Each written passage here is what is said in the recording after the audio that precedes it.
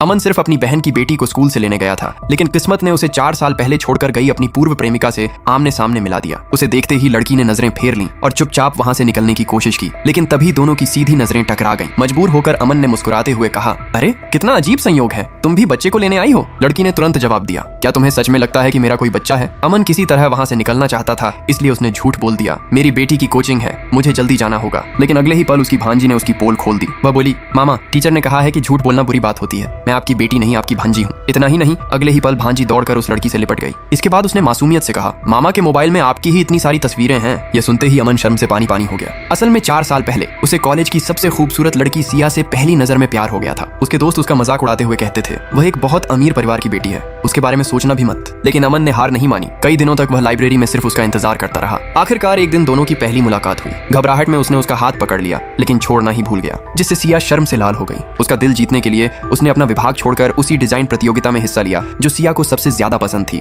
जब उसने gold medal जीता तो सबके सामने ट्रॉफी हाथ में लेकर सिया को प्रपोज कर दिया। उसकी सच्ची मोहब्बत देखकर सिया ने भी हाँ कह दी। इसके बाद दोनों साथ मिलकर पहाड़ी इलाकों में बच्चों को पढ़ाने भी गए। अपने प्रेमी की सादगी और नेक दिल स्वभाव को देखकर सिया को लगने लगा कि उसे जिंदगी का सबसे अनमोल इंसान मिल गया है। लेकिन उनकी खुशी ज्यादा दिनों तक नहीं टिक सकी। जल्द ही सिया के परिवार को उनके रिश्ते का पता चल गया। उन्होंने अमन की गंभीर रूप से बीमार बहन की जान का डर दिखाकर उसे सिया से दूर होने के लिए मजबूर कर दिया। अपनी बहन की सुरक्षा के लिए अमन ने पत्थर दिल करके सिया से ब्रेकअप कर लिया और उसकी आंखों के सामने से हमेशा के लिए चला गया। लेकिन उसने कभी नहीं सोचा था कि 4 साल बाद जब दोनों फिर मिलेंगे तो उसकी वही पुरानी प्रेमिका उसकी कंपनी की नई सीईओ बन चुकी होगी। ऑफिस में उसे देखते ही अमन घबरा गया। उसने तुरंत अपने चेहरे को फाइल से ढक लिया और मन ही मन प्रार्थना करने लगा, बस वह मुझे पहचान न पाए। लेकिन उसे क्या पता था, वह तो उसी के लिए वहां आई थी। लड़की मुस्कुराकर बोली, मिस्टर, इतना चेहरा क्यों छिपा रहे हैं? क्या डर है कि मैं आपको पहचान लूंगी?